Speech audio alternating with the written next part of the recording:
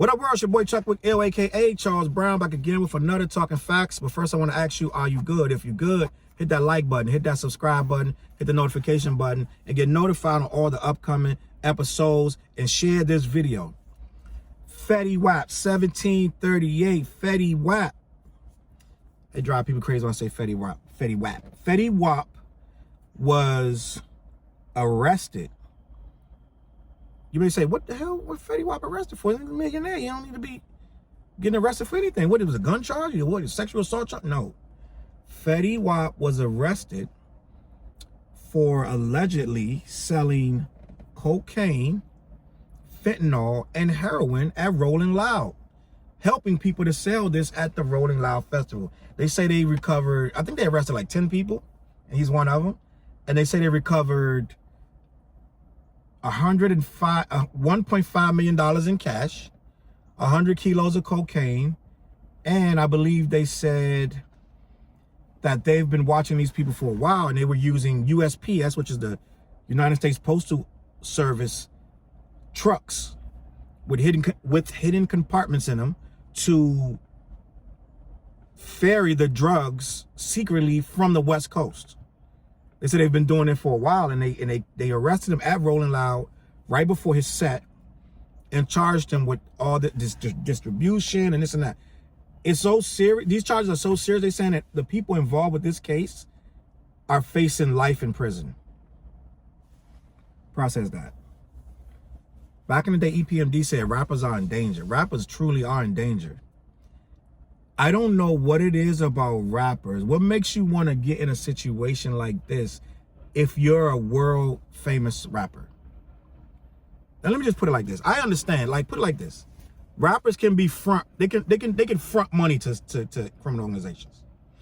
Right? Like some football players have been caught, and many of them have not, taking a couple grand, throwing it to some drug dealers saying, yo, flip this for me, blah, blah, blah, because the checks ain't what we think they are. They are what they are, but some people are greedy and they don't know how to manage their money, right? And some people so tapped into the streets, they can't imagine flipping money legally. Plus, they got boys who helped them out when they was out in the streets, so now they want to return a favor and keep one foot in the street just in case. A lot of people mentality, and I know this from experience, a lot of people mentality is, at the end of the day, as long as I got some money in the game, right, I'm never gonna go broke. When you're raised in the hood like that, and all you see in terms of generating wealth is through drugs and crime, even when you get a legit job, your instinct gonna revert back to drugs and crime, right? If you understand what really goes on out in these streets, right? The money comes so fast that it's addictive. And not only that, you become desensitized to the repercussions of being in a criminal organization. So once you step foot out of it, you kind of like, you keep one eye on that, because you know this clean money might not last forever. But if you keep your foot in that dirty money, you won't have to try to jump back in because you're still in it. How do these guys got one foot in, right? But it's a difference from having one foot in and still being in, right? Like they can link you, come arrest you at Rolling Loud at a show. I'm gonna go on a limb and say he's getting no less. I'm gonna say he's getting 30 to 50 G's to be at Rolling Loud. It can't not be no less than that. It got to be more, right? I could be lowballing. It can't be no less for a man of his caliber to perform at Rolling Loud. It can't be no less than 30 grand. I'm just gonna go out there and say it on the limb. Now, if it is, something's wrong. But end of the day, I'm gonna say he's getting 30 grand for that performance. Why are you in any kind of way to be able to be implicated in this? They don't just arrest people on this matter of charges on accident. Not the feds. They don't just swoop you up because you're standing there. This stuff they watching for a while.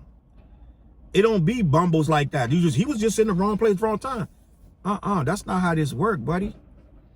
This ain't how that work. Not with these kind of charges, not with 100 keys. It ain't just because you was standing next to the man, Something is wrong. So Why an artist of this stature? Why would you be? It's like when you say Chris Brown joins the Bloods, or Lil Wayne joins the Bloods, right? Or somebody joins a gang, or Tupac went back and started, he jumped into MOB and started doing gangbang and stuff after he's already the most popular, one of the most popular rappers on the face of the earth. Now you want to join a gang now? What's the purpose of that? It doesn't make any sense to go backwards. So that's what I'm at. And in essence, we're seeing, again, I say some people keep their foot in the street. It sounds like Fetty Wap went backwards, but he could never left the street for all we know. And with that being said, this is the result. This is what it is, bro. Street game got street prizes for you. It's never changing. It's always the end of the road with this. You're very seldom gonna see a ghost type character with a nightclub and a condo in the rooftop suite with a beautiful family and everything else, and he just selling all these drugs under the radar and no one knows who Ghost is. That's rare, bro. It's rare. It happens, but it's rare that you live. You see what happened to Ghost? Ghost didn't make it to what? He didn't make it to 45. It's no happy ending with the street stuff. So why would someone who has made millions with rap, yeah, he don't got no hit records right now, but you don't need hit records if you are a multi-platinum artist with Grammys and such like that. You're gonna tour forever. You don't need to be wrapped up in a drug sting of this magnitude. Why should your name be attached to 100 keys and fentanyl? Fentanyl right now? Of all drugs, you're attaching your name to fentanyl? Like, this is what's killing people. They're going after this harder than they're going after cocaine. Right? Omar just died of that. So I'm like, if you're attached to that in any kind of way where they can grab you up, you did it wrong, bro. Now, we could pray for the man, and hopefully this is a big misunderstanding. Like his lawyer said, it's a big misunderstanding, right? It's a big misunderstanding. He has nothing to do with this, and he will be exonerated, and we're hoping for him to be released so we can straighten this out, right? Which is fine, and I hope this is a misunderstanding. I don't wish jail on nobody, right? And with that being said, to have this in your name, right? Because, like, what's the rapper that used to rap with the Fugees? More than just a rhymer. Use a small timer. I can't remember his name right now with the long dreads. It'll come to me. He got bagged with drugs right when his career was taking off. Right when his career was taking off. He had all these connects in the industry and all these rich, famous people, and he still got bagged with mad drugs. Dude did like 20 years. And you're thinking, like, why would you still be doing that? Right? Some people, it's an addiction. Some people think they'll never get caught. Some people need that fast life and that fast money. And some people brag a lot about what they got, and the money ain't coming from rap like that. So they need to still hustle. Right? So it's like, all right, let's take Fetty Wap, right? Let's say he needed to still do this. There's no reason that you and I should now know that he's attached to this. You stay as far away from that as possible. If you're going to be the money man, you the bag man, then that's it. It shouldn't be whatever I got at the same place I'm at. I'm at Rolling Loud on tour, and the whole shipment, the whole 100 keys is with me. How is this happening? It's like Casanova. How are you getting arrested for stuff you wrote on Instagram and Facebook and Twitter? You're getting arrested for implicating yourself. And it ain't even like through phone, which they got phone recorders too on them, but they got DMs. They got DMs of actual crimes being committed through Instagram DMs. I thought we learned a long time ago they can access any of that. Why would you ever DM a crime through social media for any reason? We already know that they went and with the T.H.E case, went and made them give video footage of a shooting that they later hit him with and all his boys with from something they put on a live that disappeared. They made them bring that live back up in his freaking account, and they used that against him. So why would you put anything in social media that can be used against you? I don't understand, right? We never saw a lot of rappers go down like this back in the day because, for one, they was just rappers. And for two, the ones that really was in the street, they didn't let the cops know what they were doing by making mass songs, play-by-play videos, and everything else to implicate themselves and go to prison. Matter of fact, most of our heroes, if they went to prison or jail or something, it was something unrelated to crime. Like Slick Rick went to jail for not being a citizen. Right? I mean, he did shoot his cousin that tried to rob him. He killed him, right? But it wasn't a crime. It was self-defense. The dude tried to press him, and he defended himself. He wasn't bragging about it. He wasn't going around making no YouTube videos and doing no Instagram. Yeah, I'm about to buck this fool. Like, it wasn't none of that. But these days, they'll make a whole video, put it up online with the murder weapon and everything. I don't understand this new generation. And Fetty Wap, man, I wish you the best. I hope you beat the charge. I hope this is not something that you did.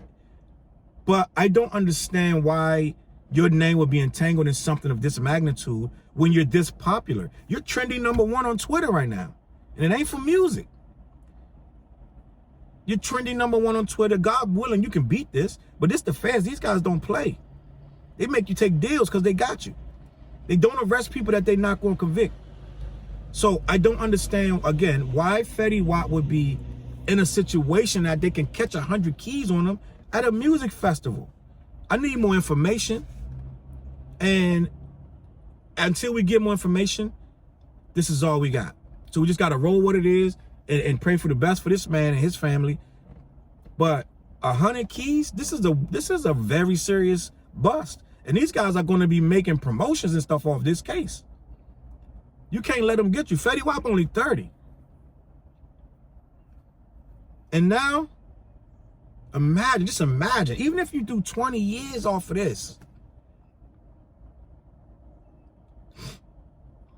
you already made it. You have it made. There's no reason to dip your toe in this game again. It's no reason. But yet here we are. A lot of these rappers, Rollo, a lot of these rappers still dipping their toe in, but they want to be rappers. You cannot, man, listen. Rick Ross, not the rapper, Freeway Ricky Ross, the real drug dealer, said you cannot be both. You cannot be both. You cannot be a musician and a drug dealer. It's just not going to work. It don't work.